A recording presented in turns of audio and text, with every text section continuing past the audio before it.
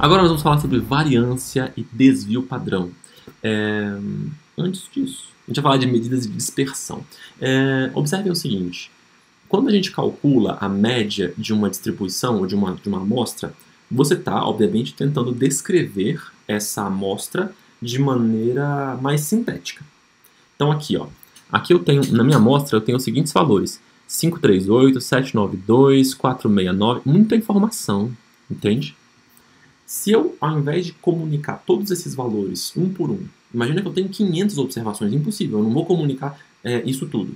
Eu preciso achar uma maneira de descrever de forma sintética os dados coletados. A primeira forma da gente descrever é calcular a média aritmética desses dados, certo?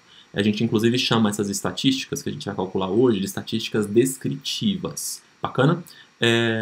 Então tá, nós sabemos a média. Mas observa que a média ela é um descritor ainda muito incompleto dos dados. Porque você pode, por exemplo, estou trabalhando numa escola que a média do Enem é, digamos, 500. Mas está todo mundo tirando ali em torno do 500, certo? Mas numa outra escola onde eu trabalho, a média também é 500. Mas tem uma galera que está tirando 900 e tem uma galera que está tirando 300, 200, certo? E tem uma galera que está indo muito mal. Percebe que essas situações são muito diferentes? Porque numa, os valores estão mais concentrados em torno da média. No outro caso, os valores são mais dispersos. Então, a gente vai criar agora, vai discutir, eu vou apresentar para vocês algumas medidas de dispersão de uma série de observações. Bacana? E essas medidas de dispersão, as principais são a variância e o desvio padrão. Não que não existam outras, existem, tá? Mas essas são as mais famosas. Vamos lá? Então, estamos aqui na média aritmética. Agora vamos falar de variância e desvio padrão. Então, ao lado da média, a variância ela é a medida de dispersão mais empregada e ela corresponde à soma dos desvios quadráticos dividida pela respectiva quantidade de grau de liberdade da amostra. Palavrões, né? E a equação não ajuda muito para quem não tem familiaridade com essa notação, mas vamos tentar decompor essa notação aqui, bacana? Lá dentro vocês observem que existe uma diferença, uma subtração aqui, ó. Então existe uma diferença da iésima observação até a média das observações, certo? Essa diferença aqui a gente chama de desvio, bacana? Então desvio é a diferença entre cada observação, o desvio de uma observação, cada observação tem o seu desvio, certo? Ela é a distância entre essa observação e a média. Essa distância pode ser positiva ou negativa, observem, né? Então aqui, quando você fez essa diferença aqui, essa subtração aqui, você está fazendo aqui... Então se essa observação ela está acima da média, isso aqui vai dar positivo, se ela está abaixo da média, essa diferença vai dar negativo. Se você inclusive somar tudo, deve dar aproximadamente zero, né? Vai dar aproximadamente zero porque... Vai dar aproximadamente zero porque os desvios vão ser ora positivos, ora negativos e, enfim, pode demonstrar isso e se convencer de que dá zero, tá bom? Mas, então, o desvio está relacionado à dispersão. Quando os desvios são maiores, a dispersão é maior. Mas quando eu somo esses desvios para compor um indicador só, eu anulo a informação, então eu preciso fazer alguma coisa com eles. O que tradicionalmente se faz é elevar ao quadrado e somar. Então aqui você tem os desvios elevados ao quadrado e a soma de tudo isso, certo? O que acontece quando você soma os desvios ao quadrado? Primeira coisa, quando você elevar ao quadrado, todo mundo que é negativo fica positivo. E aqueles que estão mais afastados da média vão ficar ainda mais afastados, porque você elevou ao quadrado, bacana? Então eles vão contribuir muito para a dispersão. E quando você soma todo mundo, você tem uma quantidade necessariamente positiva muito grande, que mais ou menos representam o quão dispersos estão esses valores, as suas observações, certo? Sejam elas observações de nota de prova ou não, bacana? Mas acontece o seguinte, quando você somar esses rapazes aqui, esse somatório é um somatório de n termos, tá vendo? Então se você tem uma amostra de 10, 100, 200, 1 milhão de observações, isso faz muita diferença. Aquele somatório ele depende muito do tamanho da amostra. Amostras muito grandes vão dar resultados muito maiores, simplesmente porque tem mais termos para somar. Mas não são necessariamente amostras mais dispersas, certo? Então aquele somatório ele tem uma informação da dispersão, mas ele não pode ser interpretado como uma medida da dispersão. Para você interpretá-lo como medida de dispersão, você precisa dividi-lo por uma quantidade que dependa do tamanho da amostra, uma coisa que aumente quando a amostra aumenta. A nossa primeira tentativa é dividido pelo tamanho da amostra, porque são n termos no somatório, divide por n. Tem como a gente demonstrar que se você fizer isso, você vai chegar numa medida de dispersão. Só que essa medida de dispersão ela sofre de um viés, certo? Quer dizer que ela tem um problema. Posso detalhar isso em outro momento, não vou fazer isso agora no vídeo, mas ela sofre de um viés. E esse viés precisa ser corrigido. E a correção desse viés se faz quando você, ao invés de dividir por n, o tamanho, dividir aquele somatório por n, você divide por uma coisa que a gente chama de quantidade de graus de liberdade. E a quantidade de graus de liberdade pode ser definida, aqui nesse nosso contexto, como a diferença entre o tamanho da amostra e a quantidade de parâmetros que estão sendo ajustados nessa amostra, certo? No caso, a única coisa que a gente está ajustando aqui, o único parâmetro que a gente está calculando, que a gente está estimando, é a média, certo? Então tem uma média. Então no nosso caso, a quantidade de graus de liberdade vai ser n-1. Quando a gente estudar, se não me engano, até na próxima lição, ou depois, enfim, a gente vai discutir a análise de variância. A gente vai voltar nessa discussão aqui, a gente vai voltar a falar da variância, né? Na análise de variância. E às vezes, dependendo de qual termo lá você está calculando na análise de variância, o denominador não é n-1, ele pode ser n-2, n-3, n-4, pode ser um n- alguma coisa a mais, quando você está calculando uma quantidade maior de parâmetros, certo? Obviamente, a situação esperada é que o n exceda em muito a quantidade de parâmetros ajustáveis, certo?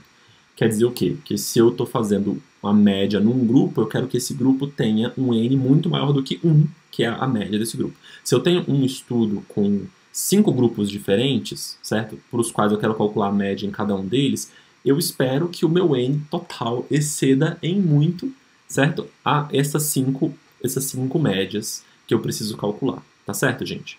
Então é isso. Então a nossa expectativa é sempre que a quantidade de graus de liberdade seja uma quantidade elevada, bacana? A gente vai discutir ainda, vai especificar melhor o quanto é elevado, certo? Isso vai mudar muito de estudo para estudo, mas geralmente é algo da ordem de dezenas e centenas. Algo da ordem de dezenas e centenas já resolve, ou a gente já começa a conversar, tá bom? Problema. Então tá aqui, ó. Esse aqui é antes de chegar no problema. Então esse aqui essa é a variância, certo? Que a gente já tinha visto. Agora é importante que vocês olhem para essa expressão e ela não os assuste, tá? Você vai olhar para essa expressão, o que você vai ver? Você vai resolver essa expressão de dentro para fora. Olha, aqui está um desvio, pega o desvio e eleva ao quadrado, pega o quadrado dos desvios e soma todo mundo, divide todo mundo pela quantidade de graus de liberdade, você vai achar uma coisa chamada variância, certo? Que ela é representada dessa maneira aqui, geralmente, certo? Ok. Problema da variância. Um problema é que ela está em unidades do quadrado daquilo que ela... da quantidade, observação, da quantidade observada. Então, assim, se essa quantidade observada fosse, por exemplo, medida em metros, a unidade da variância é metro ao quadrado. Se ela fosse medida em segundo, a unidade seria segundo ao quadrado, certo? Então, não tem como você interpretar a variância comparando, como ela está ao quadrado.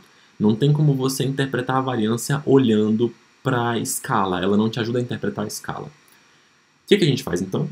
A gente inventa uma outra medida da dispersão, que também é muito importante, certo? E a gente vai chamá-la de desvio padrão. O que é o desvio padrão? Desvio padrão não é nada mais nada menos do que a raiz quadrada da variância. Aí aqui a variância, isso aqui é a variância, tá vendo? Ó? A soma dos quadrados dos desvios, certo? Dividido por n menos p. Quem é n? Quantidade de observações na amostra. P, quantidade de parâmetros ajustáveis. No caso, 1, certo? No nosso caso aqui, de calcular uma média só, é 1. Bacana? É isso aí, minha gente. Certo? Vamos ver como é que isso funciona no R? Olha lá. Primeiro vamos calcular os desvios aqui, ó. Então eu vou fazer x, eu já sei quem é o vetor x, é aquele que eu criei lá atrás, tem 5 observações aleatórias, tipo escala do Enem. Vou fazer x menos a média de x. Isso aqui vai dar uma série de desvios. Observa, como esperado, que alguns são positivos, outros são negativos. Certo? Como esse x foi arredondado, se você somar, não vai dar exatamente zero, mas vai dar algo bem próximo de zero. Vocês podem fazer isso em casa se vocês quiserem. Qual que é o passo seguinte? Pegar os desvios e elevar ao quadrado. Aqui elevamos os desvios ao quadrado. Estão vendo? Ó? Tá aqui o quadrado dos desvios. Todo mundo ficou positivo. Aqueles que estavam muito afastados, eles ficaram bem pronunciados. Então, o quadrado de 176 é 30.000, né? Já o quadrado de 22 dá mais ou menos, de menos 22 dá 484. Então, dá bem menos. Bacana? Então, esses valores que estão mais próximos, que têm desvios relativamente menores, tipo 22 ou mesmo 71, vão contribuir menos. Os que estão mais afastados, como o de desvio 225, vai contribuir muito mais. 50.000 é a contribuição dele. Agora a gente soma todo mundo, todos os quadrados dos desvios, e você vai achar a soma dos desvios ao quadrado, que aqui deu 96.000, certo? Deu bem grande. Isso aqui eu já discuti com vocês, do grau de liberdade. Agora o que a gente precisa fazer? Agora o caminho é a gente dividir a soma dos quadrados dos desvios, que é isso aqui, ó. Isso aqui é a soma dos quadrados dos desvios, estão vendo? A gente vai dividir por n menos 1. N é o comprimento de x, né? Que a gente obtém pela função length. Então, se eu executar essa linha toda, eu obtenho a variância. Bacana? Mas eu também posso obter a variância pela função var. A função var, ela calcula a variância automaticamente, assim, dentro do R, né? Então o R ele já incorpora, já tem obviamente uma função que calcula a variância direto. Eu estou fazendo essa volta aqui com vocês para vocês ganharem familiaridade com o código, né? E exercitarem um pouco. Como vocês podem ver, agora eu executei todo mundo junto, os dois valores batem, né? O que mostra que essas funções são coerentes, elas estão fazendo a mesma coisa, né? Agora tá, como eu falei para vocês, a variância ela tem uma questão de escala, ela não está na escala do desvio padrão. Para que ela entre na escala do desvio, perdão, ela não está na escala da variável x. Para que ela entre na escala da variável x, a gente precisa calcular a raiz quadrada da variância, que corresponde ao chamado desvio padrão. Então aqui, ó, eu peguei a variância, isso aqui é a variância, certo? E calculei a raiz quadrada. A raiz quadrada ela é calculada no R pela função SQRT, certo? SQRT é a função de calcular a raiz quadrada de uma quantidade. Aqui eu vou calcular a raiz quadrada da variância e vou obter o chamado desvio padrão. O desvio padrão, a saber, pode ser obtido diretamente pela função SD, certo?